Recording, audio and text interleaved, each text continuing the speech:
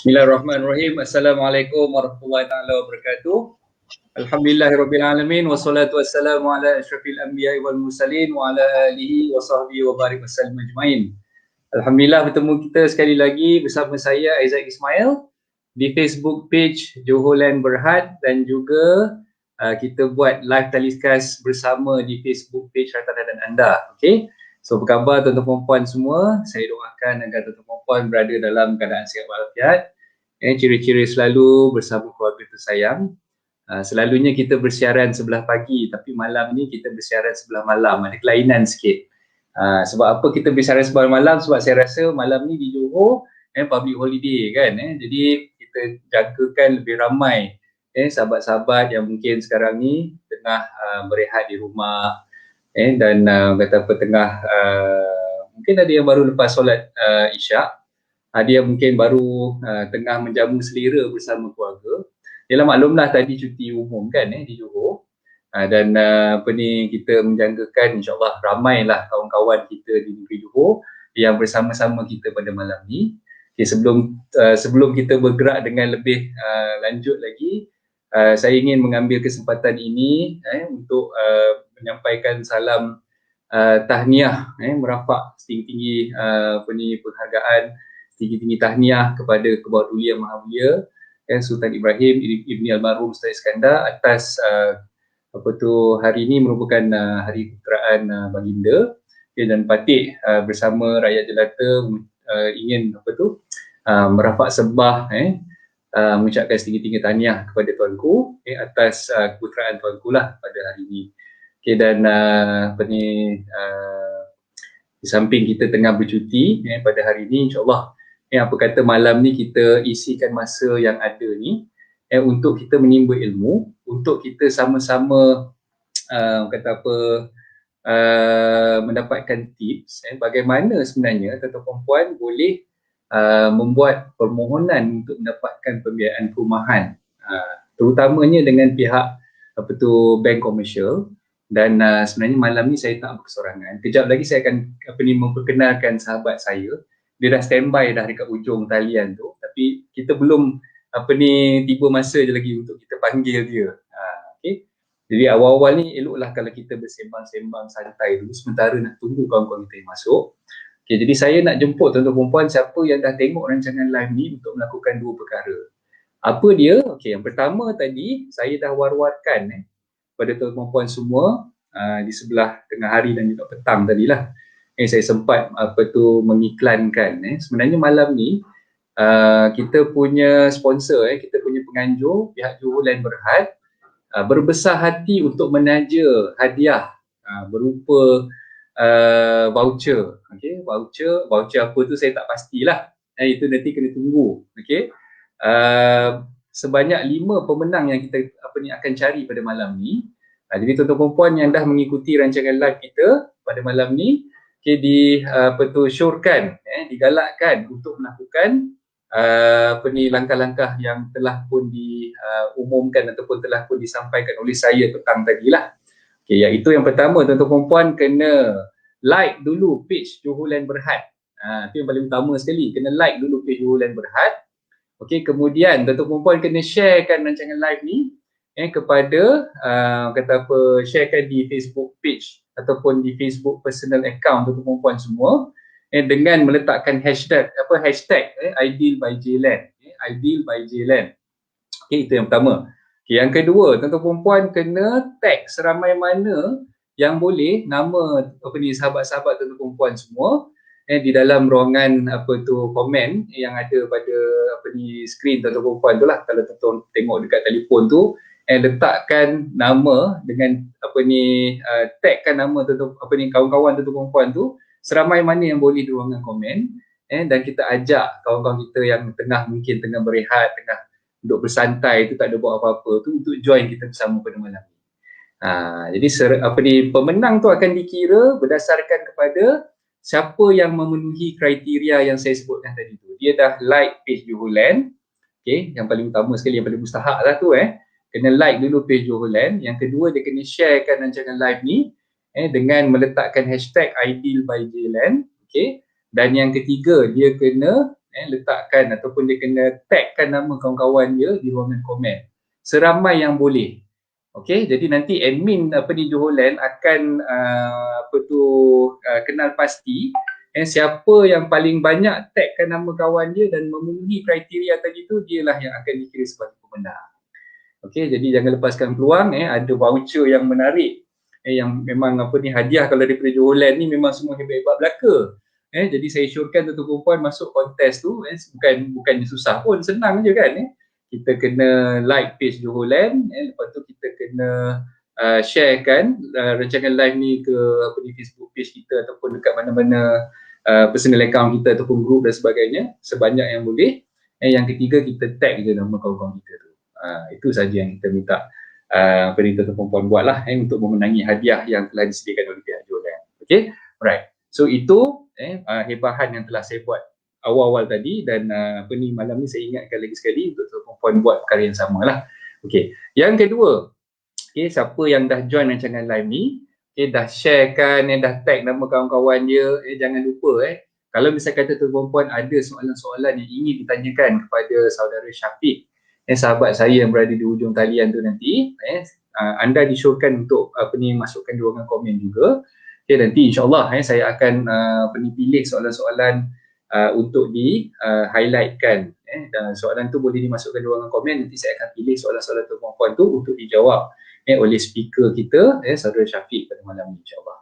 Okey, jadi bertitik tolak kepada perbincangan kita pada malam ni, iaitu tajuk yang kita dah pilih adalah tips untuk tips lulus pembiayaan perumahan. Okey, jadi insyaAllah malam ni kita akan kongsikan kepada tuan-tuan. Kebanyakan daripada kita sebenarnya sekarang ni menghadapi dilema, menghadapi dilema dan mendengar desas-desus. Perkara-perkara yang mungkin betul, mungkin tak betul. Kita dengar hearsay je lah orang putih kata kan. Sama ada loan sekarang ni memang susah diluluskan oleh pihak bank ataupun sebaliknya. Terutamanya loan ataupun pinjaman perumahan ni lah, pembiayaan perumahan. Ada yang kata sekarang ni bank dah tak cukup duit, nak bagi pinjaman pun dah tak ada duit. Sebabkan COVID-19 ni bank semua dah macam sampai satu tahap tak boleh nak bagi pinjaman lagi dah. Adakah benda tu betul? Lepas tu ada juga desas-desus yang kata, sekarang ni memang susah nak dapat pinjaman sebab kadar faedah yang dikenakan oleh pihak bank tu terlalu tinggi. Betul ke kisah-kisah yang tuan-tuan perempuan dengar tu? Jadi untuk menjawab segala pertanyaan, segala persoalan tuan-tuan perempuan berkenaan dengan desas-desus yang tuan-tuan perempuan dengar tu, saya bawakan kepada tuan-tuan perempuan semua, sahabat saya jauh daripada, kalau tak silap saya dia daripada Banting. Daripada Banting Selangor saya bawa dia datang untuk bersama-sama kita pada malam ni. Saya persilakan sahabat saya Tuan Syafiq. Okey, sekejap saya keluarkan muka Syafiq sekejap. Itu dia. Apa khabar Syafiq? Alhamdulillah sihat, alhamdulillah sihat. Okey. Handsome pakai coat malam ni Bolehlah sekali. Okey. So Syafiq, betul ke Syafiq daripada Banting ni? Tak sampai Banting lah. Teluk Panglima. Teluk Panglima Garang. Kita orang-orang yang garang kena duduk kat sana lah, dekat teluk. Okey. So kebanyakan viewers kita pada malam ni sebenarnya saya percaya daripada Johor lah sebab bila tengok Johor Land ni kebanyakannya daripada Johor, tapi tak bukan 100% daripada Johor pun. Ada yang daripada KL, macam kita sendiri daripada Kuala Lumpur, daripada Selangor dan sebagainya. Ada juga yang macam lain lah kan. Jadi untuk mukadimah yang saya dah sampaikan tadi tu, kalau boleh Syafiq tolong ulas sikit, betul ke sekarang ni orang cakap susah nak dapat loan, duit tak ada, bank sendiri dah freeze kan, nak bagi pinjaman dah susah dan sebagainya.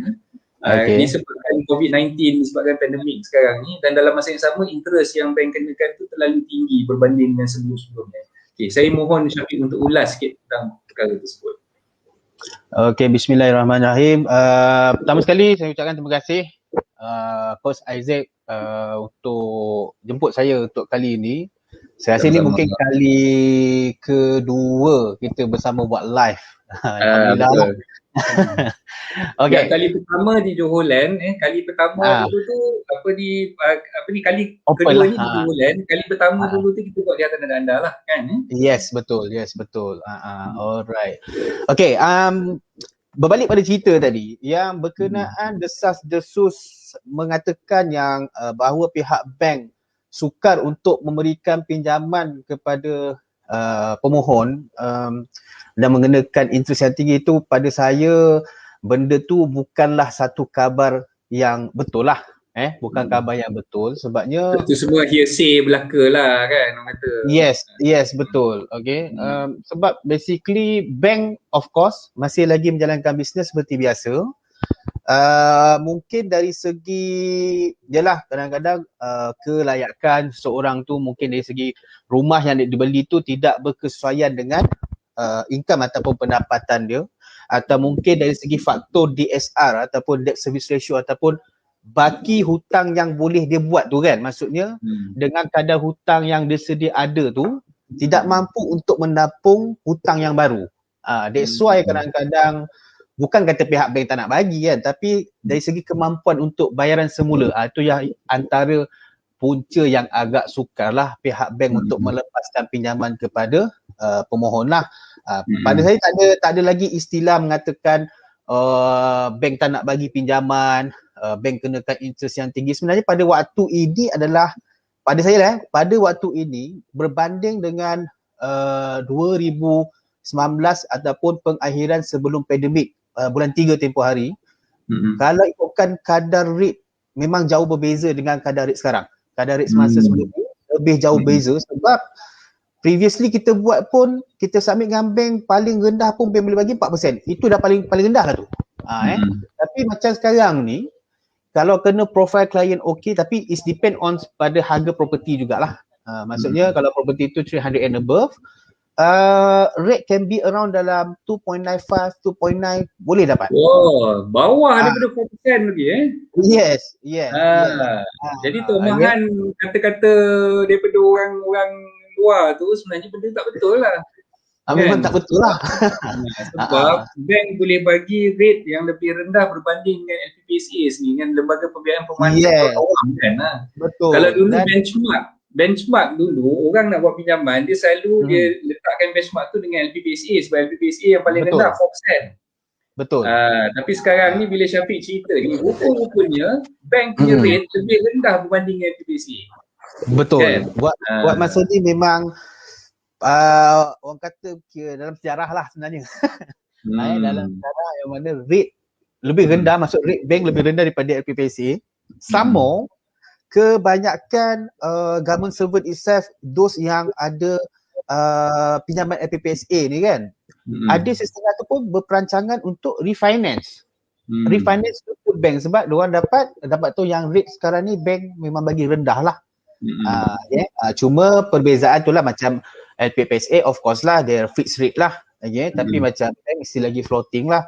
Cuma waktu sekarang ni adalah, pada saya adalah waktu yang terbaik untuk pemohon jika ingin memiliki rumah kan. Ingin memiliki rumah adalah pada waktu sekarang ni lah.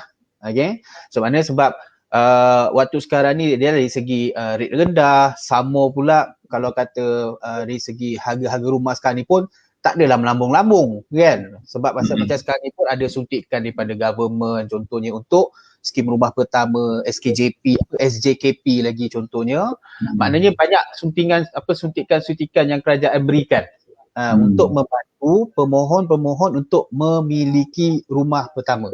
So kalau kata dengar desas-desus dekat luar menyatakan susahnya nak dapat loan bank apa semua, sebenarnya bukan daripada sebabkan susah tersebut, tetapi dari segi orang kata daripada awal, daripada peringkat awal sebelum kita nak buat suatu perkara tu, of course lah kita kena ada perancangan yang mana boleh orang kata bila kita buat permohonan ni insya-Allah lah boleh lepas kita punya loan tu. Tapi jangan kita orang kata beli rumah indah di mata tapi tidak indah di poket. Betul. Kan? Tengok rumah cerita ginilah yang selalu saya tekankan pada public, kepada masyarakat, Sebenarnya kita nak beli rumah ni, kita kena tengok kemampuan kita dulu, tuan-tuan. Betul. Kita kena check kemampuan kita dulu. Kita kena kenal pasti rumah yang macam mana yang kita mampu untuk miliki. Bukan kita pergi keluar sana, kita terus membuta tuli tengok rumah yang paling cantik, itulah rumah yang kita nak nak dapatkan kan. Betul. Sebelum kita tengok dulu kita punya, macam Syafiq beritahu tadi, SR kita tak tengok lagi kita punya komitmen, berapa sebenarnya kelayakan kita untuk pinjam. Jadi benda pertama yang mustahak sekali sebelum bertindak nak tengok rumah mana yang nak dibeli, tengok dulu kemampuan kita tu setakat mana kemampuan kita untuk membeli rumah yang sebaik-baiknya lah. So bila dah tahu kemampuan kita, baru kita pilih rumah berdasarkan pada kemampuan kita tadi. Betul. Okey, kita dah cerita buka dimah panjang lebar, hebat betul apa yang dah dikongsikan oleh Syafiq tadi. Maklumat tu memang bagi saya eye opener lah, yang membuka minda dan juga mata penonton-penonton kita pada malam ni. Jadi sebelum kita bersembang dengan lebih lanjut lagi ni, banyak sebenarnya yang tertanya-tanya, Syafiq ni sebenarnya siapa? Siapakah punya gerangan yang bernama Muhammad Syafiq AMJ? AMJ tu apa pula kan? So saya persilakan untuk Abang Syafiq kita ni memperkenalkan diri beliau lah. Silakan Syafiq, bagi muka dimah sikit tentang taaruf, kita bertaaruf sikit.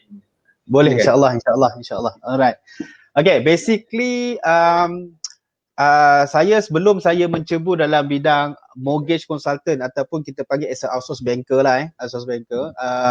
Saya dah buat as a outsource banker ataupun mortgage consultant ni dah almost 4 years lah, since on 2017, and previously memang bekerja sendirilah dengan CIMB untuk dalam masa 3 tahun lah. Tapi masa tu saya buat bahagian personal loan. Buat personal loan as a telemarketing lah, okay. And then bila cebur dalam bidang mortgage ni, masa awal tu macam salah satu pada saya satu peluang lah, peluang yang saya pun tak sangka memang boleh buat benda ni until today.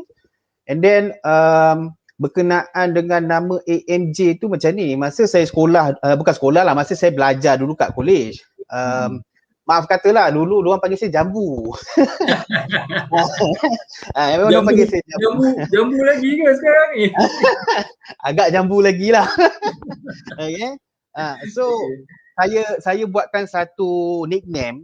Saya trademarkkan nickname tu as a Abang Mortgage Jambu lah. AMJ tu. Ada orang kata AMJ ni lebuh AMJ dekat Johor. Lebih kurang lah. Okay. So tu yang tercreate-nya, tu terkeluarnya lah Abang Mortgage Jambu tu. Maknanya AMJ tu ada singkatan lah, singkatan bagi Abang Mortgage Jambu. Pada saya nak trademarkkan, maknanya bila orang kata Syafiq AMJ, itulah saya. Macam tu. Itulah asalnya. Tapi asal Jambu tu memang daripada masa college lagi lah. Kan masa tu zaman-zaman tomok kan. Of course lah orang panggil Jambu lah, macam tu. Okay. So Syafiq memang berpengalaman luas dalam bidang perbankan, dulu bergaji sebagai banker di CIMB kan, dan kemudian sekarang ni bersama Finmil sekarang ni saya bersama dengan Finmil, which is for this company saya dah dengan saya punya partner lah, kita dah run pun dah almost 3 years, dan kita pun dah berkembang, team pun dah alhamdulillah lah setakat ni dah ada dalam 40-50 team, 50 teammate. Dan juga kita ada juga alhamdulillah lah, before PKP tadi pun kita dah ada buka one of our branch di City Tropika Johor, JB. Dekat one of our punya branch lah, okay. So insyaAllah mungkin kita akan berperancangan lah, sebab kita punya planning pun kita nak try to observe the whole Malaysia lah, yang setiap negeri ada kita punya branch lah, ataupun kita, yes betul, bagi memudahkan urusan untuk membantu pengurusan untuk permohonan pinjaman kepada pihak bank untuk permohonan. Tahniah Syafiq, hebat. Terima kasih. Okay, mungkin kita dah boleh start. Syafiq ada sediakan slide untuk kita pada malam ni? Ada, saya ada sediakan. Boleh Syafiq sharekan slide tu? Okay, sebentar. Okay, kawan-kawan yang tengah tagging nama kawan-kawan yang lain tu boleh teruskan teruskan tagging nama kawan-kawan kita, tarik lagi ramai kawan-kawan kita yang dekat luar tu untuk join bersama pada malam ni insya-Allah. So siapa yang nak menang kontes pada malam ni teruskan tagging seramai mana yang boleh kawan-kawan kita yang dekat luar sana tu.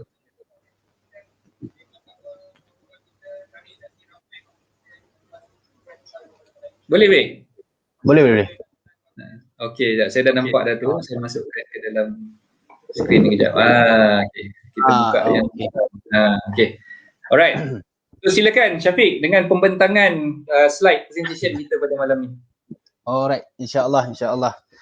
Okey, saya bermulakan daripada syarikat lah syarikat FinMill Network ataupun kita kenal sebagai Financial Millionaire Community, which is kita punya our base ataupun HQ dekat Shah Alam lah, Jalan Tukar 12, section 15 Shah Alam. Okay, yang mana kita punya office ni dekat dengan automobil. Kalau kata orang Shah Alam tahulah, dataran automobil lah, betul-betul belakang dekat dengan Petronas. Okay, yang mana syarikat kita orang ni kita tumpu lebih kepada mortgage, refinancing, and also kita ada buat juga untuk debt consolidation. Kita ada juga observekan sekali another department untuk buat insurance untuk under FWD, dan sama mungkin akan datang kita akan buka untuk pinjaman peribadi lah insya-Allah, sebab yang ni kita lebih more to financial punya segment lah, untuk orang kata membantu pemohon ataupun peminjam di luar lah insya-Allah. Okey, sedikit berkenaan dengan okey, sedikit berkenaan dengan mortgage consultant. Okey, basically mortgage consultant ni pada yang mostly lah kepada rent lah. Rent ni adalah kita orang punya partner. Maksudnya business partner lah, rent ataupun real estate negotiator ataupun perunding hartanah. Mereka ni adalah kita punya partner yang mana contohlah rent close deal dengan klien, and then rent minta tolong pada mortgage consultant ataupun broker untuk bantu submitkan kepada pihak bank. Okay, maknanya mortgage ni sebagai pemudah cara lah untuk membantu pihak ejen dan juga klien untuk urusan pinjaman bank, dan juga di samping itu kita akan bantu klien sendiri ataupun ejen punya klien untuk semakkan kelayakan terlebih dahululah. Maksudnya semakkan kelayakan ni amat penting lah. Daripada peringkat awal tu kita akan filter lah untuk menentukan sama ada klien ni layak tak kalau nak beli rumah yang ditawarkan oleh pihak ejen tersebut. Okay, and then kita juga bekerjasama juga dengan pihak penilai hartanah ataupun kita panggil as a valuer lah. Okay, maknanya exactly macam orang kata mortgage ni exactly macam bekerja as a banker ataupun officer dalam bank itself. Maknanya akan bantu ejen untuk dapatkan, katalah ejen ada listing ataupun dia ada property yang nak diiklankan, and then minta bantuan daripada mortgage, dan mortgage akan minta bantuan kepada valuer untuk dapatkan harga yang diminta ataupun harga yang hendak dijualkan oleh pihak owner ataupun ejen tersebut. Dan juga dekat sini kita akan as a mortgage, kebiasaannya selepas kita dah filter, maksudnya pada peringkat awal kita dah check, dan kita akan melihat balik based on pada kita punya pengalaman tu, akan melihat kesesuaian di manakah profil klien ni yang sepatutnya untuk kita submit. Bukanlah kata walaupun kita ada 10 ke 15 network bank yang kita ada, tak semestinya semua bank kita nak kena submit. Dan kita just go through, tengok kesesuaian profil klien tersebut. Contohnya kadang-kadang kalau kata macam ada setengah klien mungkin dia looking for the best rate, then kita akan propose lah, okay, based on you punya profile, this is a bank yang ada high chance untuk dapatkan kelulusan based you punya profile ni contohnya. Maksudnya kita tak adalah simply just submit macam tu sajalah kan. Maksudnya kita Pastikan kita, dulu dia punya dokumen tu okey dan bank mana yang sesuai dengan yes, pemohon yes. lah kan. Betul. Okay. Dan kita akan cuba memastikanlah setiap proses, jelah once a while everything, semua dokumen is completed. Kebiasaannya proses bank ni dia tak lama pun. Within 3 to 5 days pun kita dah boleh tahu dah result dia. Kalau ikutkan it's a normal standard punya case lah. Dia ada standard case, dia ada non-standard case lah. That one is a maksudnya dari segi tengoklah property tu jenis macam mana kan. Ada yang cepat, ada yang lambat. Tapi kebiasaannya bila kita berurusan dengan mortgage ni, mortgage ni akan pastikan dululah, kita akan pastikan everything complete, submit kepada pihak bank. Bank punya kerja pun dah mudah sebenarnya. Dia cuma call client, just verify and then key in and then just waiting for confirmation from credit officer to be declared sama ada loan ni boleh lurus ataupun tidak. Kebiasaan ni kejap saja, insyaAllah. Alright. And then berkenaan dengan skop kerja mortgage consultant macam saya cerita tadi, peringkat awal kita akan semak dulu kelayakan. Okey, amatlah penting, ni nasihat saya lah untuk pemohon-pemohon di luar, amatlah penting untuk semak dulu credit report ataupun CKIS ataupun CITOS. Sebab apa? Sebab bila kita buat pinjaman dengan pihak bank, kebiasaan perkara pertama bank akan melihat CKIS. Maksudnya sekiranya kalau kata kita ada existing facility, contohnya lah personal loan ke, kereta ke, ataupun existing pinjaman rumah ke, credit card ke, whatever facility dengan bank yang kita ada, dan kita kena pastikan to make sure untuk credit report kita ni cantik, maksudnya bayaran kita tak pernah miss. Sebaiknya kalau kata sebagai pemohon je lah, kita nak beli rumah melalui dengan ejen, sebaiknya ejen pun kena menasihati lah, nasihatkan kepada pemohon tadi ataupun klien tadi supaya cek dulu kredit. Sebab yang ini yang akan menentukan kelayakan permohonan. Sebab kalau kata just verbally, mungkin kita rasa kita bayar kan, mungkin kita bayar every month tak pernah miss, kena pula auto debit lah contoh kan. Tapi kadang-kadang ada mungkin termiss yang kita terlepas pandang, itu kita tak tahu. Verbally kita akan cakap yes of course everything saya bayar semua cantik, tapi bila kita check CKIS, katakanlah kita dah buat dokumen semua dah lengkap, submit, end up reject. Bila check, oh rupanya ada sangkut. Kita dah banyak buang masa kat situ sebenarnya. So pertama sekali apa-apa pun pada saya lah, based on saya punya pengalaman, CKIS ni jadikanlah kawan.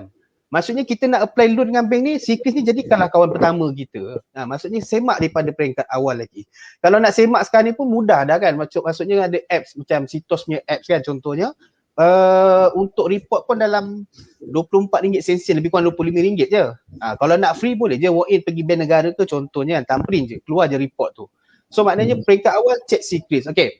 Yang kedua, before kita nak buat submission, pastikan dokumen tu lengkap. Maksudnya bila dokumen lengkap dari segi IC-nya, payslip-nya, bank statement, everything semua lengkap, then baru kita akan buat submission kepada bank. Dan kat sini pengurusan untuk kita nak dapatkan jawapan ataupun sama ada lulus ataupun reject tu lebih awal. Berbanding kalau kata ada some dokumen kita submit, tiba-tiba kan banker kata this tak cukup, payslip ni tak cukup, bank statement ni tak cukup. So dia akan delay sebab kita punya anggapan mungkin banker tu je duk layan kes kita, tapi tak juga. Sebab mungkin seorang officer, mungkin dia ada a few lagi network dia, kes-kes yang datang kat dia, dia akan tengok mana yang complete 100%, itu dia akan buat. So yang kita punya ni pula, terpaksalah dia letak tepi dulu. Kan, nak kena tunggu dulu complete, baru diorang boleh key in untuk buat submission. So to be make sure everything semua completed, baru kita buat submission kepada pihak bank. Alright. And then as a mortgage consultant juga, kita akan memaklumkanlah kebiasaan macam saya sendiri. Biasa saya kalau kata contoh once kita dah submit, mungkin dalam masa 3 hari saya akan follow up dengan banker lah. Tapi kalau kata tak ada jawapan, berkemungkinan saya tak ada maklumkan apa-apalah sampai ketika ejen akan bertanya, dan kita akan tanya balik dengan banker status keadaan macam mana, proses sekarang kat mana apa semua. Tapi effectively kalau ikutkan as a mortgage kita adalah salah satu tanggungjawab lah, tanggungjawab untuk memastikan setiap proses tu berjalan dengan lancar. Maknanya selepas kita buat submission, after 2 or 3 days, follow up with the bank untuk confirmkan. Kadang-kadang je lah kita faham ada setengah banker mungkin dia terlayan case lain, dia terlupa lah nak key in kita punya. Tapi it's a normal lah as a human being kan. Kita taklah seorang kata perfectly kita sentiasa ingat, kadang-kadang terlupa. So kita remind lah kan, remind bro dah macam mana so far okay ke, kau dah key in ke, contoh kan. Kena agresif sikit lah contohnya. So bermakna kat sini bukanlah kata kita forcing banker tu kau buat lah, kau buat, tidak. Tapi kita nak remind kan, kita remind dia make sure settlekan untuk yang case ni hari ni contoh. Okay, and then up to date dari time to time kepada agent berkenaan dengan status semasa. Sebab agent pula, property agent ni kebiasaan dia akan dikejar oleh satu buyer, yang kedua owner. Okay, so diorang nak kena update ni. So diorang berharapkan dekat mortgage consultant ni untuk berikan jawapan. Sebab apa, bila kes tu dibagi dekat mortgage ni lah yang bertanggungjawab lah untuk apa orang kata up to date lah, update every progress tu kat mana contohnya. Alright. And then yang keempat, selepas katakanlah loan lulusan pinjaman, so kebiasaannya sama ada biasanya banker yang akan directly jumpa dengan klien lah, observe to client, and then diorang akan terangkan lah berkaitan dengan tawaran yang ditawarkan oleh pihak bank. Kita panggil sebagai surat tawaran lah, surat tawaran dimaklumkan oleh pihak officer tu, ataupun pihak klien tu boleh walk in terus kepada branch yang kita apply tu contohnya, untuk ketahui lebih lanjut berkenaan dengan package yang ditawarkan oleh pihak bank tersebut.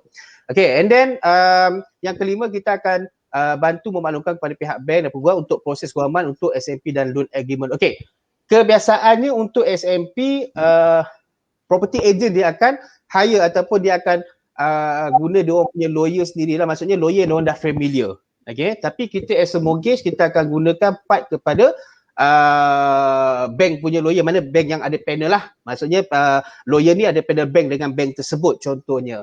Okay, sejujurnya untuk kita punya macam contoh dengan female, kita tak ada charge any consultant fee or any processing fee or admin fee, kita tak ada. Maknanya kita tak ada charge pun dekat klien. Ada some mungkin charge tapi kita tak charge. Okay, maknanya kita punya income is come from daripada lawyer lah, maknanya kita dah ada kerjasama dengan lawyer contohnya, dan juga daripada pihak bank itself pun kita tak ada kat situ juga. Okay, ni saya jujur lah, maknanya kita tak ada extra charge. Even kalau kata case tu agak tough pun, kita akan cuba cari solution lah, macam mana kita nak selesaikan, dan tak ada apa-apa extra charge pun. Kalau kata charge pun kita cuma charge kalau kata nak klien nak minta bantuan untuk semakkan sikris, yang tu kita ada charge RM25 lah. Exactly sama je macam kat Sitos punya report kan. Memang dia yang itu memang processing fee untuk sikris. Tapi processing untuk kita submit to the bank, kita admin fee ke, consultant fee ke, that one everything is free advice lah. So yang tu memang kita tak sebarang charge lah kepada klien. Alright. Okay, kejap habis Alright. Yang lebar dah cerita pasal tu tadi, so kita nak tengok balik muka Syafiq kat sini Boleh. Okay, Syafiq tadi cerita tentang secret report, cerita tentang Sitos dan sebagainya kan. Okay, so mungkin daripada pengalaman Syafiq sendiri, ada penonton kita yang tertanya lah kan, sebenarnya bank dia nak bagi credit scoring yang baik kepada pemohon dia tu, adakah orang yang belum ada pinjaman tu, contohlah macam saya baru graduate, baru je kerja, mungkin saya baru kerja dalam 5-6 bulan kan, adakah saya yang fresh ni, yang tak ada apa-apa pinjaman dengan pihak bank tu, credit scoring saya lebih tinggi berbanding orang yang dah ada pinjaman dengan pihak bank? So macam mana Syafiq tengok dalam soal tu? Okay, basically kalau kata dos lah, okay, macam coach punya soalan tadi, kalau kata dia fresh graduate, baru bekerja, baru bekerja, mungkin bekerja tu mungkin baru 3 bulan ataupun mungkin baru je sebulan. Okay, kalau kata terlalu terlalu fresh ataupun baru saja jejak bekerja ni memang agak tough jugalah. Sebab dari segi pihak bank pula, satu, tak ada sebarang rekod ataupun apa-apa payment. Contohnya lah, maksudnya tak ada apa-apa komitmen dengan bank lah. Okay, so memang amat sukar sedikit lah pihak bank nak bagi. Okay, sebab apa? Sebab future bank pun tak tahu sama ada betul ke you ni boleh bayar ke akan datang. Sebab bank pun dia ada diorang punya estimation sama ada klien ni okey ke tak untuk akan datang. Dia ada diorang punya ni lah pengiraan diorang contohnya. Dia tengok juga jenis pekerjaan, tengok juga klien ni dah kerja berapa lama contohnya. Berbanding orang yang dah bekerja lama. Kalau orang yang bekerja lama ni contoh dah kerja lebih 2 tahun, kalau kata normal lah, basically kalau kata fresh graduate dah kerja setahun, mungkin boleh, tetapi kemungkinan loan itu mungkin dia akan jadi slash margin lah, mungkin dalam 80% je yang bank boleh berikan pinjaman tersebut. Okay, sama kat sini juga katakanlah klien tu beli sub-sale, so this one you have to ready lah at least 20 to 25% untuk kos-kos tambahan apabila kata loan tu diluluskan, so nak settlekan deposit, legal fee, everything semua. Tapi kalau those yang dah memang ada dia dah ada existing commitment, bayaran semua cantik, of course dia punya scoring tu lebih tinggi, lebih mudah untuk dapatkan pinjaman dengan pihak bank based on pada dia punya credit report tadi. Maksudnya dia punya payment behavior tu sangat bagus, maksudnya good paymaster lah kan, maksudnya berhutang tapi bayar cantik. Tapi kalau kata contoh ada komitmen macam saya cakap tadi, ada komitmen pun tapi kan ada miss 1 bulan, miss 2 bulan, sama ada keluar 3 lah kan, ada mungkin dalam rekod setahun tu ada 3 bulan yang 3 bulan berturut-turut. Yang itu memang tak boleh nak buat apa. Tapi apa yang boleh buat adalah kita nasihatkan supaya buat bayaran semula, bagi cantik balik. Kan? Tapi mungkin akan ambil masa sedikit lah sebab nak hilangkan yang 3 tu. Boleh nombor 3 jangan ada lah. Kebiasaan kalau 3, 4, 5 ni memang dah tak boleh apa. Kalau setakat 2, maksudnya 2 bulan tu, tapi bukan 2 bulan yang kalau setahun tu 2 bulan. Itu memang tak ada maaf bagimu lah. Pihak bank pun takut. Kan? Walau kadang-kadang macam pengalaman saya pernah ada klien ni dia memang every month dia bayar tau. Every month memang dia bayar. Cuma ada dia bayar ada kelewatan di mana kelewatan itu ada charge, late charges lah. Okay, disebabkan dia bayar bulanan biasa, cuma late charges tu yang menyebabkan rekod dia jadi tak cantik. Dan bila kita advance pergi bank, bila dia pergi bank, dia cuma kena settlekan RM12 je. Disebabkan RM12 late charges tu lah menyebabkan credit report dia jadi masalah. Tapi sebenarnya tu sebab saya cakap pentingnya report sikris ni adalah untuk melihat kita punya performance, kita punya history payment tu macam mana. Kadang-kadang macam saya cakap lah, kadang-kadang verbally kita cakap everything semua okey. Tapi kadang-kadang ada yang termiss.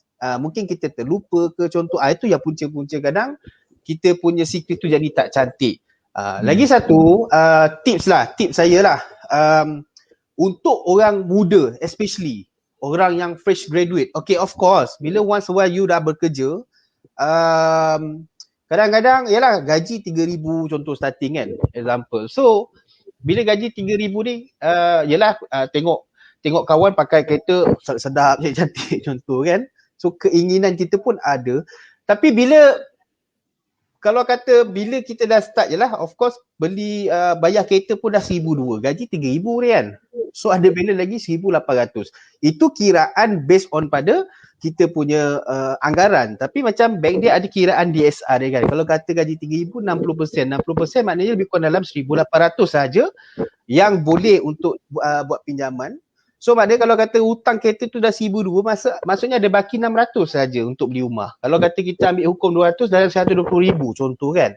Itulah harga rumah yang boleh kita beli contohnya. Janganlah berangan-angan, aku nak landed rumah macam ni harga 400,000 tapi kita punya balance ni 600 ni. Okay. So tip saya lah yang saya nasihatkan pada orang muda lah, especially lah kalau yang duduk rumah mak ayah ni, save sedikit lah sebenarnya.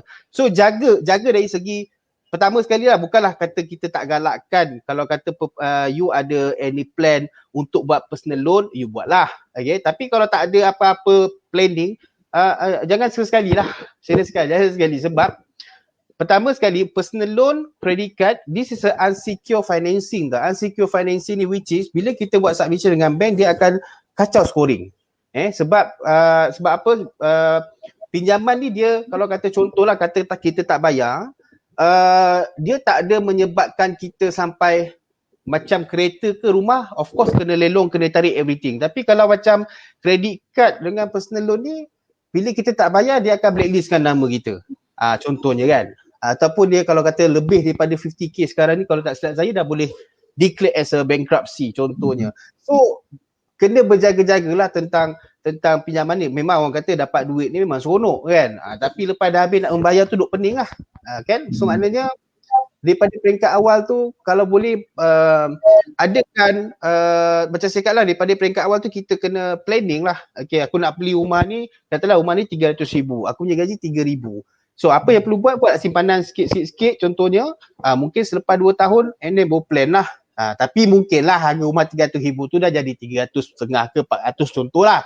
Carilah 300,000 lain pula, contohnya kan. Tapi kena ada perancangan lah. Cuma saya nasihatkan kalau nak buat pinjaman boleh, whatever lah, you pakai credit card ke, you pakai personal loan ke, make sure once you dah pinjam, you kena commit bayar, jangan pernah ada miss. Maksudnya bila you bayar cantik, bank pun lagi suka sebenarnya kalau nak bagi pinjaman ni kan. Maksudnya kalau you layak dia memang dia bagi. And as long as bayaran you cantik, tak pernah miss, memang senang untuk dan mudah untuk dapatkan pinjaman dengan pihak bank. Kalau kata bank kata susah tu bukan sebab susah apa, sebab mungkin yalah kalau kata dah personal loan dah 3 contoh kan, dengan credit card lagi, lepas tu tiba-tiba nak apply lah rumah, memang agak sukar lah. Mungkin faktor daripada DSR dia dah lebih daripada capping bank punya guideline. Tu that's why yang agak susah untuk dapatkan pinjaman dengan bank contohnya. Okay. Jadi kesimpulan daripada apa yang Syafiq terangkan tadi, those yang mungkin baru graduate, yang baru bekerja dan sebagainya, anda digalakkan untuk buat pinjaman yang bijak lah. Buat pinjaman yang bijak. Maksudnya pinjaman yang bijak tu, jangan tak buat perancangan sebelum anda nak buat pinjaman. Anda kena merancang dulu yang nak dipinjamkan tu, dan kena pastikan bila dah buat pinjaman. Contohlah macam Syafiq beritahu tadi, credit card. So bila ada credit card, kita ada tendency untuk swipe credit card tu. Betul. So bila dah swipe credit card tu, pastikan kita jangan bayar minimum, kita kena bayar full. Dapat aja statement terus bayar. Katalah statement sampai 300, janganlah kita bayar minimum RM50 je, kita kena bayar lah 300 tu. Kan? So kena pastikan every month kita disiplinkan diri kita, pastikan setiap bulan dapat je statement kita bayar full. Okay, itu yang pertama lah yang saya nampak daripada apa yang saya ceritakan tadi. Dan yang kedua, kalau misalnya kata kita ni terlalu mendisiplinkan diri, tak ada buat pinjaman langsung, lepas tu tiba-tiba kita baru nak start buat pinjaman, kita terus buat pinjaman perumahan, itu pun sebenarnya tak bagus juga sebab kita tak ada track record dengan pihak bank. Betul. Kalau permulaan tu, kalau boleh lah, kalau boleh kita create hutang bijak, hutang yang kita boleh langsaikan, hutang yang kita boleh manage.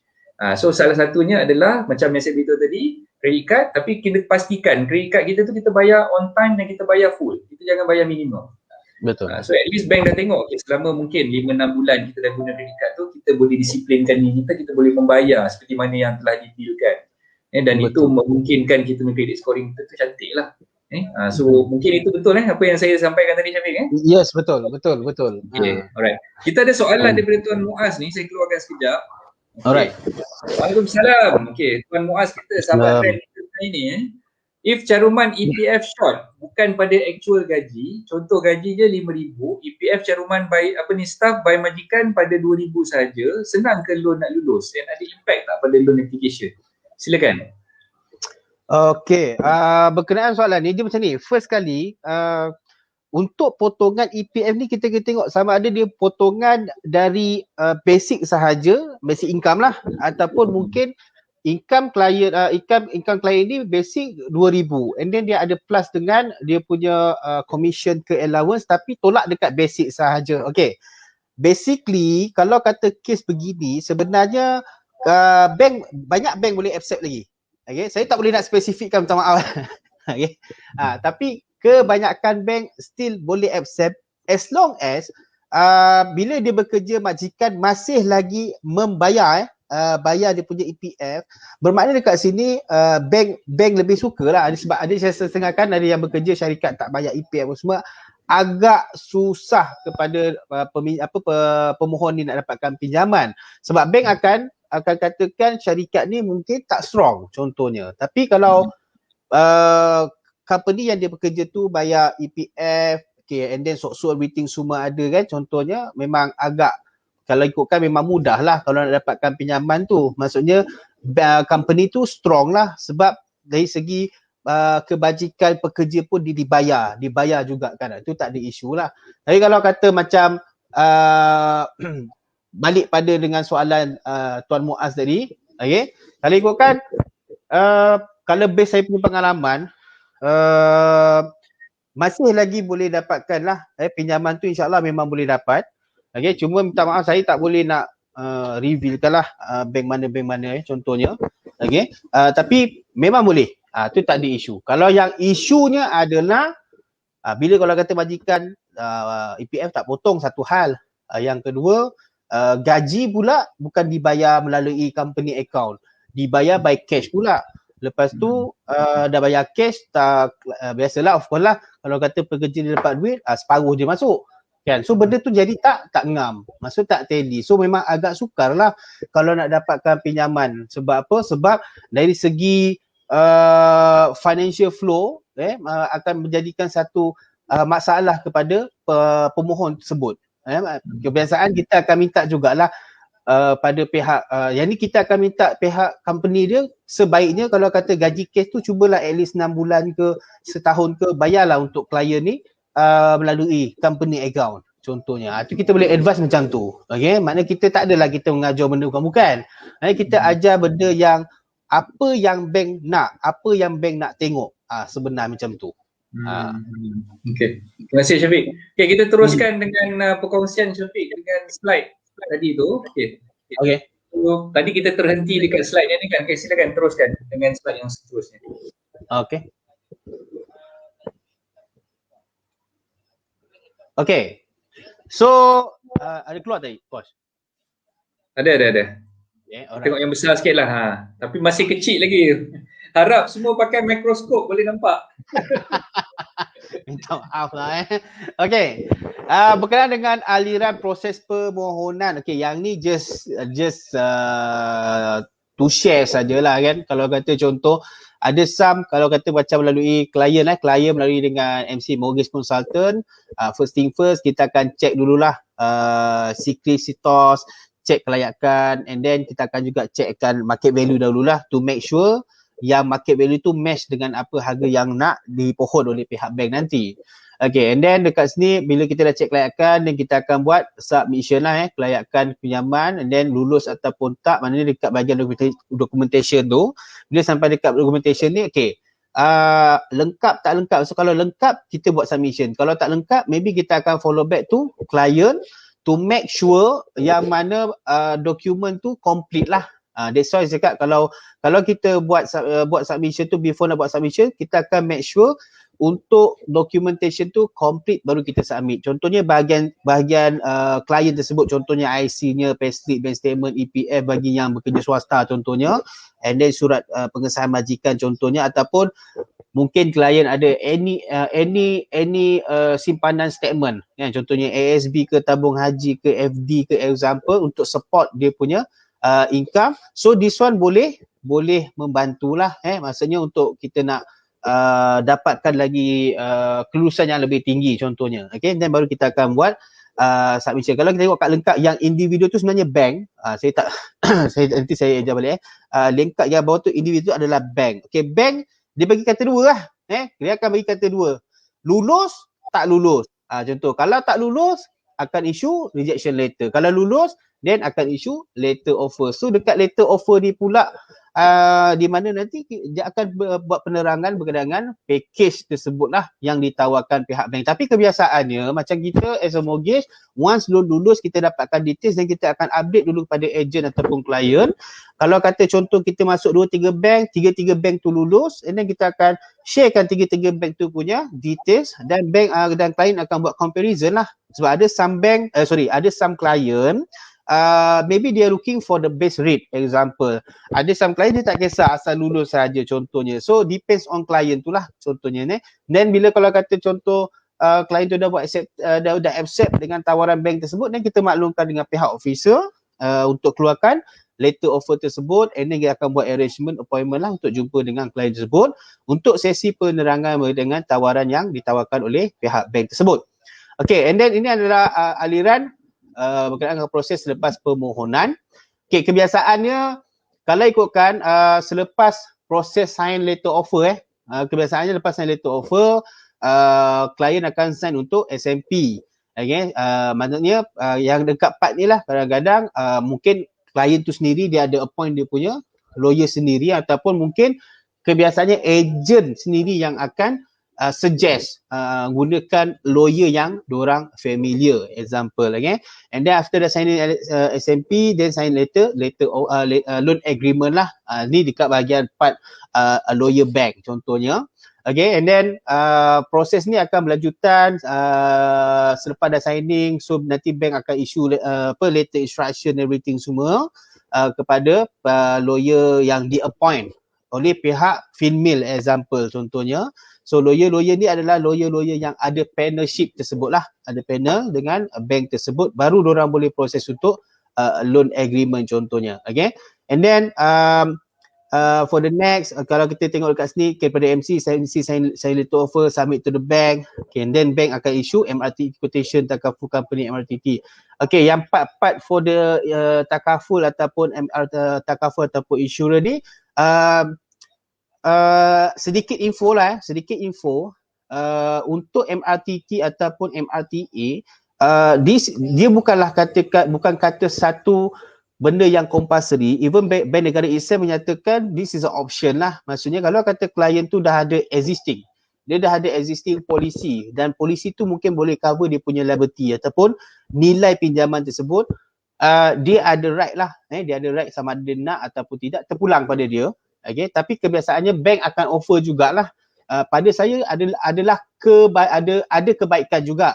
Kalau kata ada MRTT ada, MLTT pun ada, example. Sebab MRTT ni dia of course dia dah masukkan dalam loan dan lebih murah. Premium dia lebih murah. Dia one time saja. Berbanding kalau kata MLTT ni, of course you have to commit every month. Tengok berapa sum covered yang you ambil contohnya. So untuk MRTT atau LTA, this is an option lah, terpulang kepada klien lah. Okay. Kalau dia nak ambil, tak nak pun tak ada isu. Cuma mungkin akan affect sedikit berkenaan dengan dia punya rate. Sebab kena faham, macam pihak bank juga, untuk insurans ataupun takaful is a part of dia punya business. Example, CIMB, Sum Life, Maybank, Etika, BSN, Prudential, Public, AIA, example kan, ataupun MBank dengan MetLife ni contoh. So this is a part of dia orang punya business juga. Maksudnya insurans ni adalah partner kepada bank tersebut contohnya. So kalau kata contoh klien tu dah existing, terpulang lah contoh. Tapi pada saya nasihatkan kalau ada MRTT, ambil je minimum pun tak apa. As long as ada cover sedikit pun untuk dapatkan rate yang lebih cantik lah. Kalau kata contoh fully, saya tak nak lah sebab saya dah existing, saya punya polisi dah boleh cover, boleh, tak ada isu. Tapi bank akan mungkin akan naik sedikit lah rate daripada yang dia akan bagi offer yang better contohnya. Alright. And then kita back to back dekat kita punya carta ni. Okay. So selepas dah signing everything semua, kebiasaan for the next tu nanti pihak valuer yang memberikan nilai pada awal sebelum kita buat submission kepada bank tadi, yang panel bank tadi contohnya. So dia akan call client, dan dia akan bagi quotation, and then kebiasaan kita akan advise client untuk bagi contact number agent tersebut lah, sebab agent kena assist lah valuer untuk pergi rumah tu untuk buat inspection, yang mana pihak valuer dia akan keluarkan evaluation report untuk diupdate kepada pihak bank to declare lah ataupun untuk confirmkan berkenaan dengan harga rumah tu. Maksudnya harga yang dibagi tu okey, ngam. Maksudnya dia pergi inspect dia punya persegi everything semua cukup ngam, then boleh buat untuk Malaysia Rupiah kepada pihak bank contohnya. Okay, ini just aliran proses sajalah, aliran proses supaya kita lebih faham selepas ni apa, lepas saya letter offer, saya SMP, send loan agreement, settlekan baki deposit everything semua. Contohnya. Okay? Alright. Ada nak okay. interject sikit pasal apa ni flow yang Syafiq buat tadi tu, dia lebih familiar untuk subsale punya cases lah kan Yes. Kita discuss ni atas platform Johor Land, jadi mungkin Syafiq boleh sentuh sikit apa beza dia dengan kalau kita beli dengan pemaju. Okay, sebagai contoh lah, kita beli rumah dengan Johor Land sebagai contoh. Jadi apa beza dia dengan kes yang pemaju ni pula? Okay, kalau kata macam Johor Land as orang kata developer lah untuk rumah-rumah projek. Okay, sebenarnya proses tu lebih mudah lah berbanding subsidi. Subsidi banyak pihak yang terlibat kan contohnya. Tapi kalau kata macam new project, kebiasaannya contoh Johor Land, dia dah ada diorang punya lawyer yang diorang dah appoint. Maksudnya lawyer ni yang akan bantu untuk uruskan SMP, and also kalau kata buat pinjaman dengan bank, so untuk loan agreement pun diorang akan bantu uruskan. Kalau LPPSA, diorang punya lawyer pun akan bantu uruskan. Dan pengurusan untuk maksudnya macam contoh MOT everything, kebiasaannya taklah terlalu macam subsidi banyak cerita ni kan, panjang sikit cerita dia contohnya tapi yang tu dia short term saja. Tu tak ada isu apalah dari segi untuk untuk urusan untuk tukaran hak milik apa semua tu. Bila kebiasaannya macam Johor Land ni memang dah ada existing dia punya lawyer yang akan bantu urusan untuk untuk tukaran MOT everything semualah. So macam valuation ada melibatkan valuer juga tak kalau undercon punya projek? Biasa macam undercon biasanya harga dia akan upon pada developer tu punya price lah. Kebiasaannya maknanya kalau kata harga tu pun mungkin dipersetujui oleh pihak bank, so bank pun okey je untuk bagikan harga bergantung depends on pada harga yang ditawarkan oleh pihak developer tersebut. Yang tu tak ada isu lah. Melainkan kalau kata contoh rumah tu mungkin unsur unit lah, example kan, unsur unit contohnya itu betul lah. So yang tu perlukan pihak value untuk menilai semula contohnya lah. Okay. Terima kasih Syafiq atas penerangan tu. Sekejap Syafiq, ada satu soalan Muaz ada tanya lagi ni. Okay, soalan dia saya bacakan ada tak bank yang boleh kasih loan untuk rumah still under master title lebih daripada 10 tahun? Developer dah bungkus, developer dah wind up dan belum take over pada mana-mana liquidator. Maknanya sekarang ni liquidator dia belum dilantik lagi. Dia dah status developer dah wound up tapi developer belum di take over oleh liquidator lagi. Ada tak bank yang boleh buat management? Okay, berkenaan dengan master title more than 10 years, okay, and then some more the liquidator pula bankrupt kan, okay. This one we call as a non-standard punya case lah, okay, which is kalau ikutkan masih lagi ada bank yang masih boleh buat untuk loan tersebut, okay. Maksudnya masih lagi accept lah. Boleh ke saya reveal? Silakan. Boleh ke tak ada isu Okey. Tak apa. Bagi tahu untuk ni lah untuk Muaz kita bantu dia. Okey, untuk Encik Muaz. Okey. Basically kalau kata macam untuk master title more 10 years liquidator dah tak ada ni, bankrupt lah contohnya. Okey, first kali kita kena tahu developer tu siapa. Walaupun dia dah bankrupt pun kita kena tahu dulu lah. Okey, sebab kalau ikutkan 3 bank ni contohnya M-Bank, Public Bank dan also Bank Rakyat. 3 bank ni still boleh accept, tapi ada some bank contoh macam M-Bank akan tengok dulu developer tu. Kalau kata developer tu mungkin memang problematic, of course kadang diorang memang diorang tak buat. Yang kedua Public Bank dia tengok local wise lah, tengok kawasan tu macam mana. And then yang ketiga macam Bank Rakyat biasanya dia isu dia berkenaan dengan market value je. Tapi diorang still boleh accept lah. Cumanya kalau based saya punya experience lah kalau kata untuk master title punya isu ni, proses dia ni untuk nak tukar hak milik dia ni kan, dia akan ambil masa kurang-kurang pun 1.5 2 tahun. Baru proses tu akan selesai. Sebab apa? Sebab dekat pihak lawyer pula. Lawyer ni nanti diorang kena pergi mana? Pergi dekat insolvency semua, nak kena check declaration bankruptcy company tu semua bagai. Yang itu pun ambil masa sebenarnya.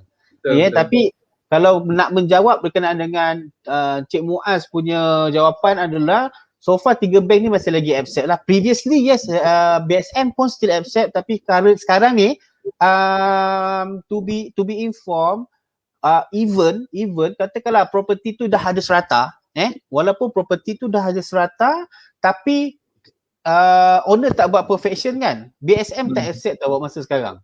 Maksudnya dia nak make sure dah buat perfection, then okay, sebab dia nak ngelak daripada double transfer lah. Isu dia kalau kata direct transfer pun diorang tak okay juga, tapi as long as dah memang dah perfection, there is no issue. Okay, tapi kita faham kadang bukan apa, sebab kalau kata property master title ni satu harga murah sebenarnya.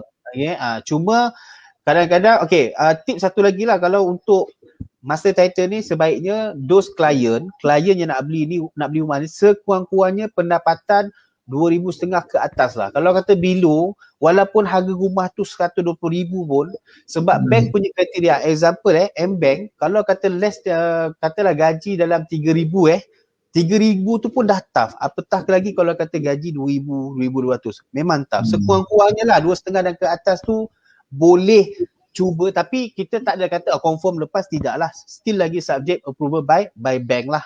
Contohnya. Okay, terima kasih. So saya harap Muaz dapat tangkap lah jawapan daripada Syafiq tadi.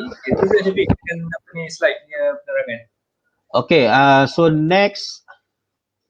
Berkenaan dengan dokumen lah, dokumen penting bagi yang bekerja. Kita ada dua type lah. Satu yang bekerja swasta, satu lagi yang bekerja government lah. Kalau kata yang bekerja swasta, of course kita perlukan IC copy. IC copy bukan sekadar IC copy, tapi IC copy yang clear copy. Maksudnya nombor, muka semua nampak. Walaupun hitam putih pun still clear lah. Kan? Maaf kata, kalau kata kita berkulit agak sawo matang, gelap sedikit lah, sebaiknya kita ambil yang colour, yang ada colour. Sebab apa? Sebab bila kita submit kepada bank, contohlah kita by digital lah ataupun by email, diorang akan print out tau. Bila diorang print out, bila tak clear, so proses tu akan jadi delay. Maksudnya kita kena bagi yang betul-betul clear. Sama juga slip gaji pun bagi yang clear copy. Slip gaji 6 bulan yang terbaru lah.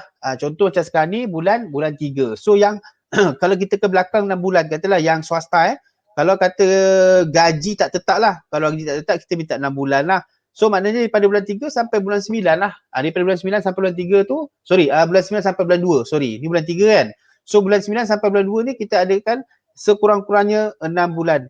Kalau kata gaji dia ada basic plus OT plus allowance, mana bulan-bulan dia tak tetap. So kita kena readykan at least 6 bulan payslip.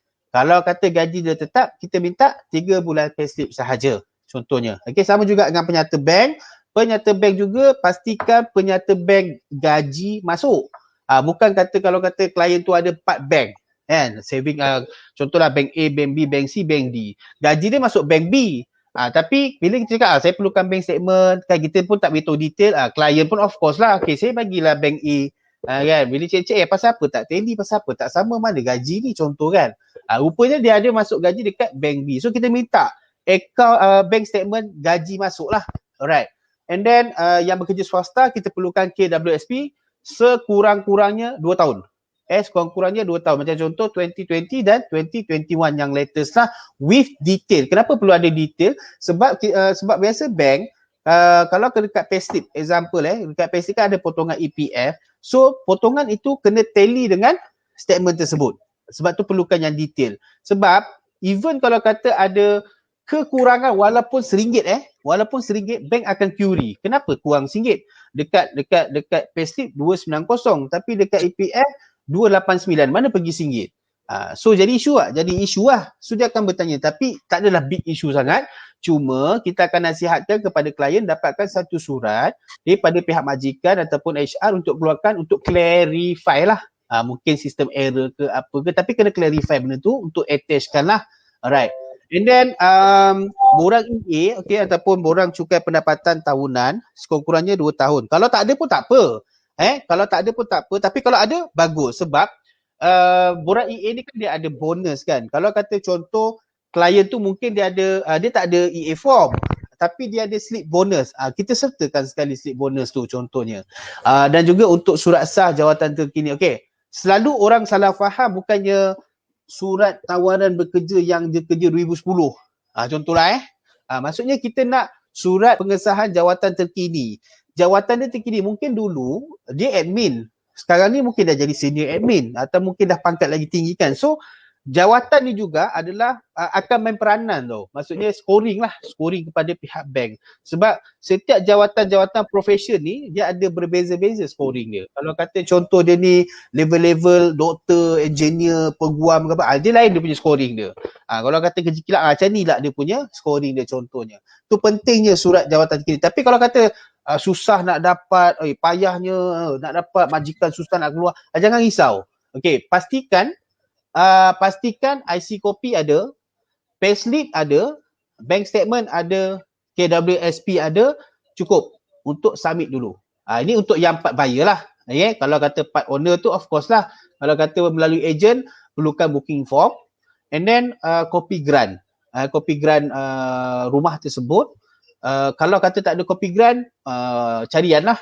Carian rasmi contohnya, ataupun cukai tanah, cukai pintu. Okay. Tapi kalau sebolehnya macam untuk part owner, cukai tanah ni ataupun cukai pintu ni penting sebab dekat situ ada alamat harta. So alamat harta ni lah kadang-kadang akan jadi masalah sebab dekat booking form lain, dekat alamat harta kat cukai tu lain. Sebab SMP, bila buat SMP tu dia akan ikut dekat alamat harta dekat cukai tanah tu. That's why kadang-kadang pihak bank terpaksa appeal a few time untuk tukar bagi sebab nak kena tally, everything semua kena tally sebab tak nak nanti masa hujung-hujung bila nak disburse akan jadi masalah lah. Mungkin sepatutnya jalan, contohkan jalan 6 tapi kat situ dekat letter offer tu tulis lorong 6, so pun jadi isu walaupun beza dia jalan dengan lorong je pun. Tapi akan jadi masalah. So to make sure tak nak jadi masalah, kita nak bagi jalan proses tu lancar, sertakan cukai tanah ataupun cukai pintu yang ada tulis alamat harta tu, then follow, maksudnya kat booking form tu exactly follow dekat alamat harta tersebut. Alright. Okay, kalau yang kerja government simple lah. Government IC copy, payslip 3 bulan terkini, and then penyata bank 3 bulan terkini. Of course tak ada KWSP. Kadang-kadang ada juga yang setengah tu masih lagi kontrak, ada KWSP lah. Dos yang pencen dia tak ada KWSP kan. So kalau yang pencen tu IC, payslip dengan bank statement. Kalau surat pengesahan jawatan tu agak sukar untuk dapat, jangan jadikan satu masalah, dokumen tak lengkap, susah nak receipt. Tak perlu risau lah. As long as ada 3 benda yang wajib lah, IC, payslip dan bank statement. Kalau government servant dah boleh buat submission dah. Kan contohnya. Tapi sambil tu kita follow up lah sebab ada setengah banker dia akan buat KYC. KYC ni maksudnya dia akan call client, know your client lah. Know your client, dia akan call untuk verify, and then dia akan call majikan untuk clarify, confirmkan jawatan dia, berapa lama kerja, everything. Tapi bila ada surat sah jawatan dia lagi mudah lah. Kadang-kadang banker tak call. Sebab apa? Sebab everything semua dah complete. So dia key in, just tunggu je kelulusan daripada bank contohnya. Alright. And then bagi yang berniaga, okay, especially orang berniaga, okay, perlukan IC copy, perlukan SSM sekurang-kurangnya 2 tahun. Okay. Kalau kata contoh, dia berniaga dah 10 tahun. Contohnya dia berniaga 10 tahun, SSM tak ada. Agak susah lah untuk nak apply. Okay, untuk nak apply untuk dapatkan pinjaman rumah. Okay, tetapi macam kan sekarang ni kalau tahu skim berkenaan dengan skim jaminan kredit. Skim jaminan kredit perumahan. Yang ini ada a few bank saja, especially BSN ada, Bank Muamalat, Bank Rakyat, Bank Islam. Itu nanti kena check dulu. Dia ada skim jaminan yang mana kalau kata pendapatan average 1,000 pun boleh dapatkan pinjaman tersebut untuk beli rumah. Tapi yang ini pengurusan untuk dapatkan kelulusan tu mungkin lama sikit lah. Sebab dia perlukan perbincangan everything semua untuk dapatkan approval. Alright. And then to make sure orang yang berniaga perlu ada akaun semasa ataupun current account ataupun akaun company lah. Dia tak boleh lah dia berniaga tapi pendapatan tu masuk dekat personal account. So yang itu bank tak boleh nak accept lah. Okay. Maksudnya bila dia berniaga dia mesti ada account semasa. Company account. Tak boleh simply pakai personal account. Sebab kalau pakai personal account berkemungkinan basically dia akan jatuh dekat kata apa, kalau masuk bank dia akan masuk dekat AMLA, anti money laundry. Dia ni biar betul menjaga ke betul ke mana datang duit ni. Kalau masuk current account ni kita tahulah dia berjaga. Walaupun ada SSM tapi pakai personal akan jadi isu juga. So susah untuk dapatkan pinjaman. And then sebaik-baiknya ada cukai perniagaan, maksudnya dia buat declaration lah, declare cukai perniagaan sekurang-kurangnya 2 tahun dan juga resit pembayaran cukai. Sekurang-kurangnya 2 tahun lah. Okay. Kalau bagi yang kalau bagi yang katalah yang ini mungkin sole proprietor ataupun enterprise. Kalau yang additional Okay, kalau kata contoh yang senian berhad partnership kan. Kalau partnership dia ada additional dokumen yang diperlukan lah. Example okay, perlukan kalau kata dia share partner, okay, perlukan IC copy share partner tersebut. Katalah ada 2 partner, dua-dua ni kena bagi. And then latest 2 years BE atau PB form samalah, tax receipt all the director. And then borang C, and then latest 6 month company bank statement, and then form 2449 M&A, maksudnya untuk SSM tersebut. And then latest audit report, at least 2 years lah. Latest audit report 2 years. And then perlukan at least simpanan, saving director untuk supporting. Example. Ini untuk yang senian berhad lah. Example. Okay. And then kalau kata dalam company, kalau katalah yang tadi tu, yang pasal company yang berhad tu, dia tak ada audit report untuk 2 tahun. So, katalah company tu baru lagi, tak sampai pun 2 tahun kan. So, macam mana nak buat tu? Okay, kalau macam tu mungkin dia tengok jugalah atas pertimbangan bank. Atas pertimbangan bank tu, kalau kata kurang dari tahun sebenarnya agak susah juga untuk dapatkan pinjaman. Sebab macam dia kira baru lagi kan. So satu bank nak tengok juga tax declaration dia tu dah berapa lama contohnya kan. Kalau kata tak ada declaration tax ni pun tak semua bank accept tau. Okay, basically kalau kata the only bank yang boleh accept dos yang berniaga tapi tak declare is a CIMB. Tapi only tu je lah. Maksudnya satu satu peluang sahajalah yang kita ada kat situ. Kan? Maksudnya kalau kata kita ada buat declaration tax, at least adalah peluang yang lain untuk kita try a few bank yang lain contohnya. Tapi kalau kata less, tak digalakkan lah, bukanlah tak galak, boleh cuba. Tapi mungkin tough sedikit lah kalau kata perniagaan tu kurang dari 2 tahun contohnya. Okay? Kita lebih prefer kalau kata more than 2 years lah. Okay, kalau katalah dia tu sebagai business owner, company tu katalah senior berhad, tapi dalam tu dia declare diri dia ni sebagai makan gaji dengan company dan dia buat payslip.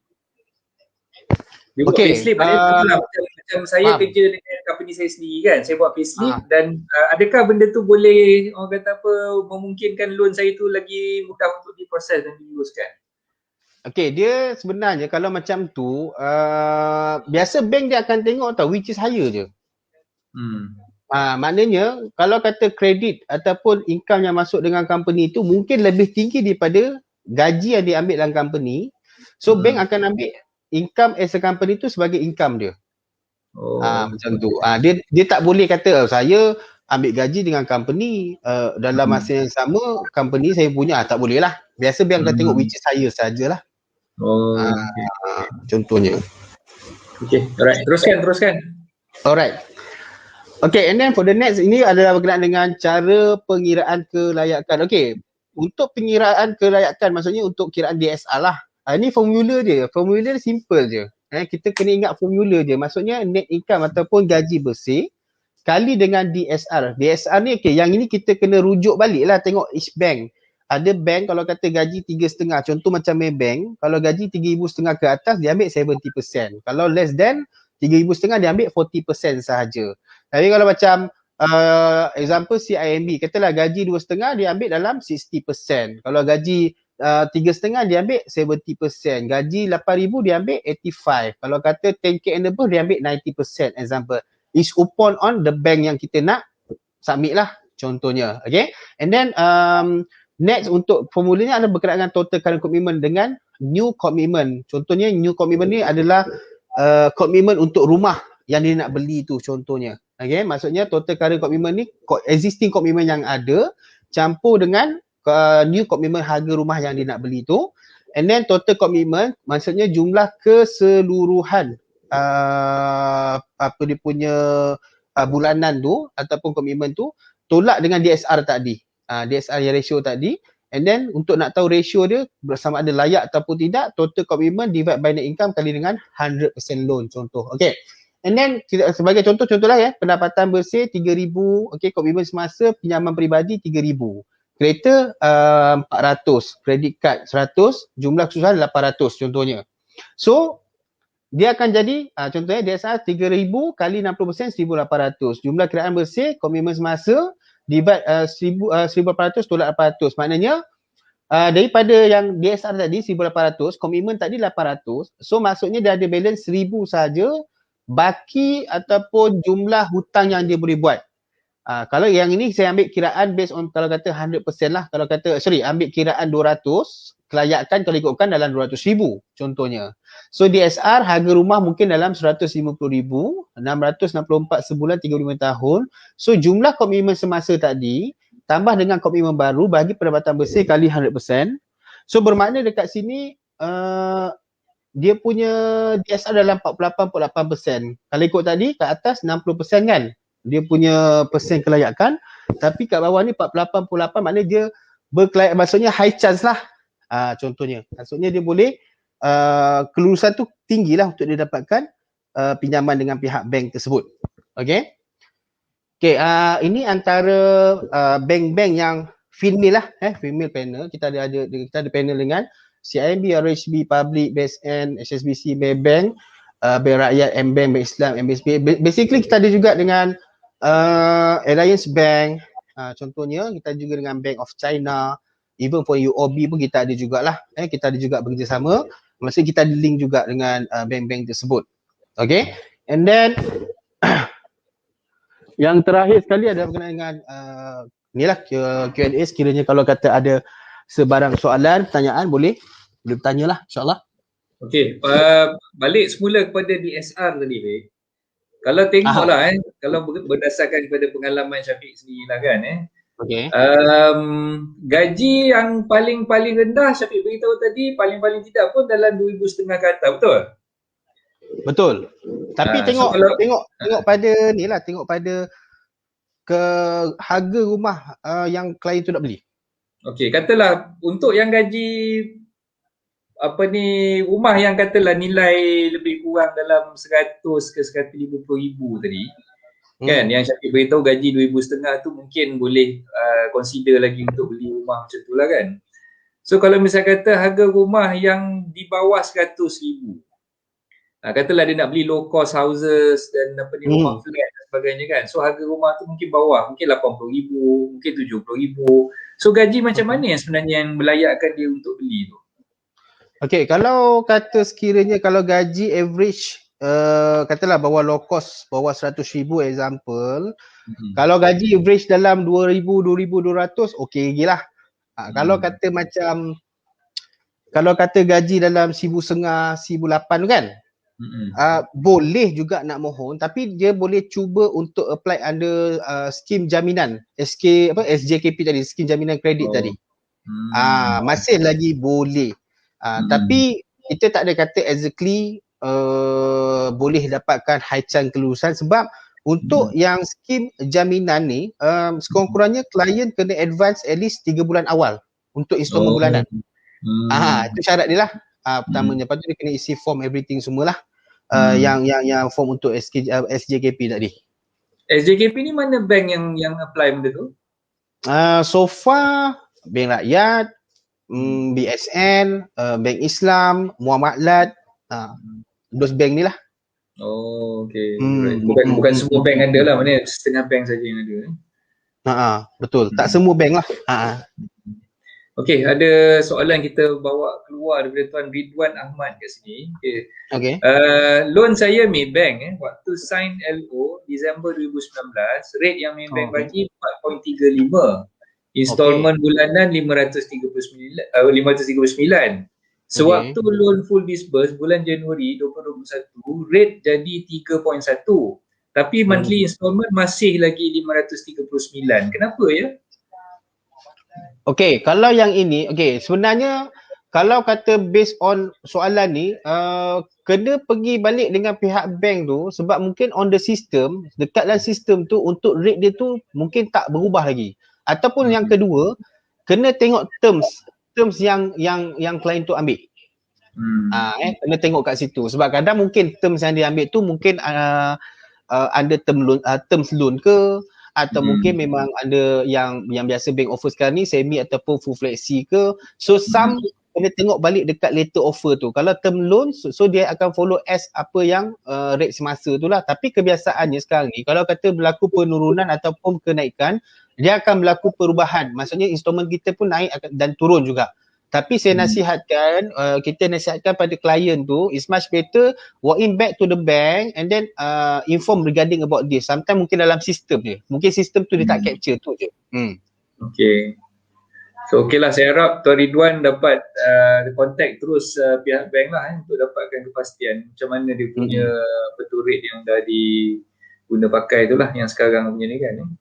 Okay, sekejap saya scroll. Okay, terima kasih tuan-tuan dan puan yang dah join rancangan live ni dan tag nama kawan-kawan masing-masing. Oh, memang semua bersemangat nak menang hadiah daripada Johor malam ni, nampak gayanya. Okay, terima kasih banyak-banyak. Okay, ada satu lagi soalan daripada Ridwan juga. If combined loan suami isteri 400,000, installment 1,500, komitmen 1,500 tu dikira untuk bos suami isteri ke atau macam mana? Ke komitmen dikira separuh-separuh? Okay, kalau macam sekarang ni, biasanya macam contoh, dia akan tengok pada bank. Ada bank dia akan kira at least 1,000, tengok pada NBI tu. Maksudnya kos hari hidup. Tapi kebiasaannya, kalau katalah, okay, suami isteri nak combine 1,500, maksudnya 1,500 ni kita consider lah net income. Maksudnya income dia 3,000. So 3,000 ni kebiasaannya bank akan ambil 60% saja untuk DSR. So maksudnya 1,800. Okay, tetapi dekat sini kena tahu juga current commitment client tu berapa. Contohlah kita ambil 300, so dah ada balance lebih kurang dalam 1,500 saja yang dia layak untuk mohon pinjaman contohnya. So kalau 1,500, kalau kita ambil kiraan 200 mungkin tak lepas lah sebab dia akan jadi 300,000 saja kelayakan yang dia nak beli. Tapi kalau 1,500, let's say macam saya akan guna cash mortgage calculation lah. Okay, maksudnya kat sini kalau 1,500, contohlah umur dia mungkin umur dia 28 tahun, maksudnya layak lah untuk apply maksimum 35 tahun, which is untuk 400,000 still lagi boleh lah untuk dia dapatkan pinjaman tersebut. Maksudnya installment 1,500 ni kalau based on calculator ni plus minus lebih kurang dalam 400-410 kelayakan dia contohnya.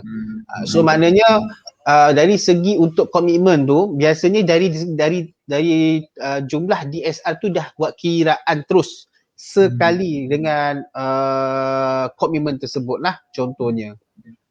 Tapi ada juga bank dia akan ambil 1,400, 1,600 kos hari hidup. Macam contoh macam bank rakyat example kan, kalau kata luar bandar 1,000, kalau dalam bandar, kalau bandar 1,600, kalau luar bandar dalam 1,000 macam tu lah. Okay. Soalan daripada Encik Syahir kat sini, boleh tak bank bagi dapat margin of finance 100% untuk loan bagi rumah kedua? Okay, soalan ni memang soalan favourite sebenarnya.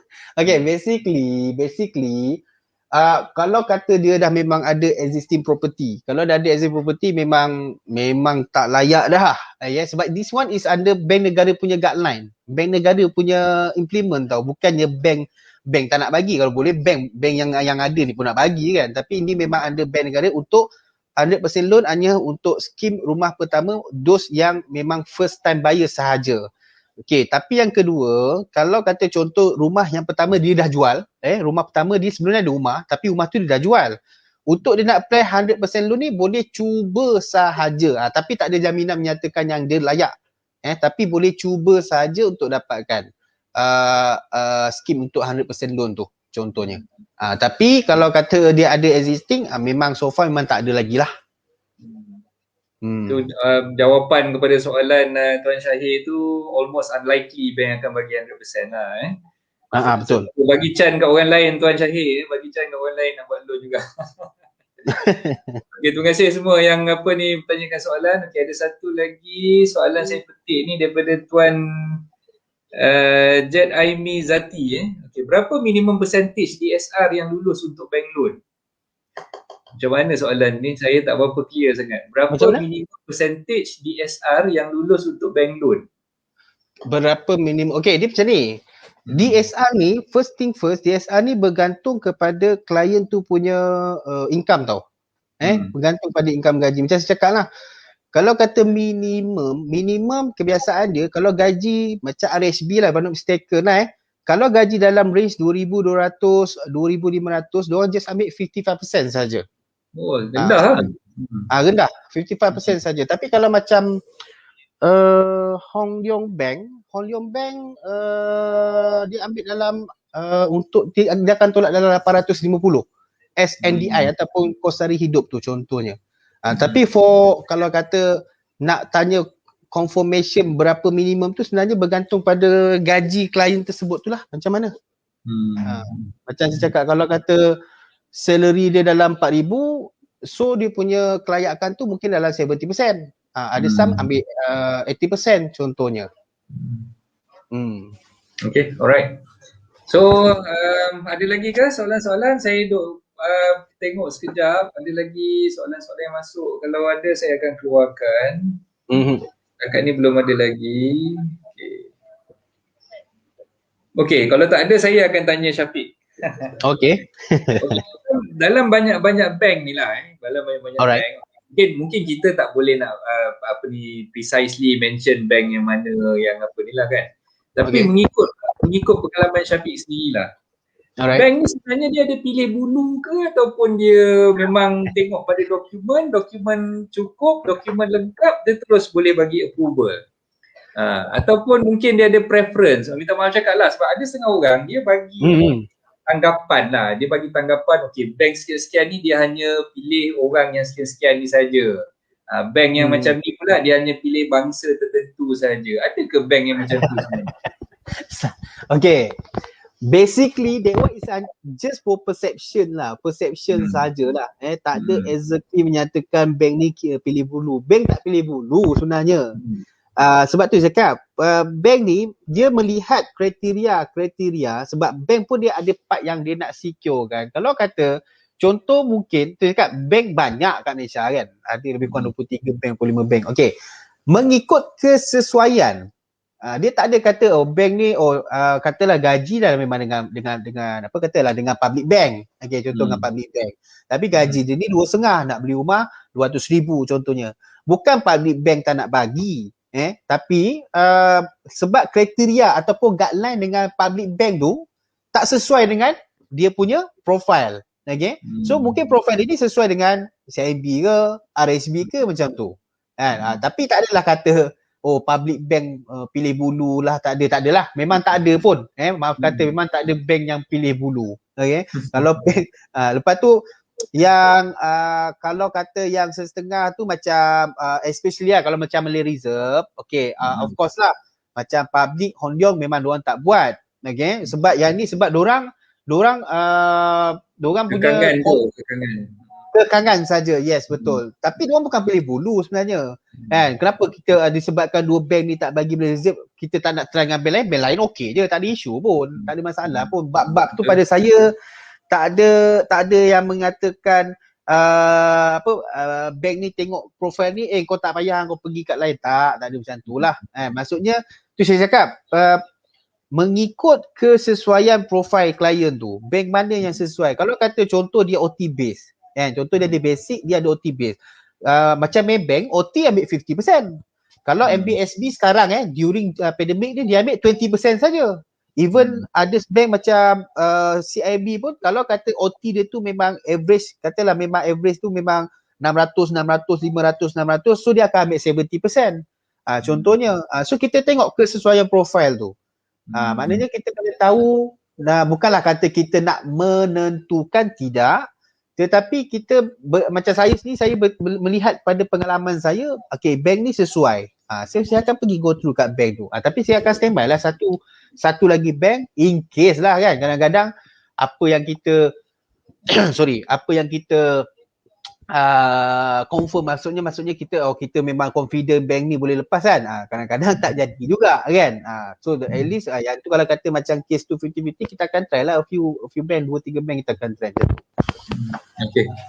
Okey, terima kasih banyak-banyak Syafiq atas perkongsian yang dah diberikan pada malam ni. Banyak informasi yang kita dapat, banyak maklumat, banyak tips yang kita dapat daripada Syafiq. Terima kasih banyak-banyak. Dan kepada semua penonton yang berminat untuk mendapatkan khidmat mortgage consultant daripada Syafiq, tuan-tuan perempuan boleh berhubung dengan Syafiq. Syafiq mungkin boleh sebutkan nombor telefon. Okey, pada tuan-tuan dekat luar sana, sekiranya kalau perlukan bantuan daripada saya untuk semakkan kelayakan ke, semakkan market value ke. Okay, tapi saya terus terang untuk market value, so far kita cover area lah KS, Selangor, Negeri Sembilan, Melaka, Johor. Belah Utara insyaAllah lah next time lah dengan Pantai Timur. So bolehlah hubungi saya 017 364 5007 exactly yang tertera dekat kaca, tak salah telefon atau boleh skrin tuan-tuan perempuan semua kat skrin tu. InsyaAllah.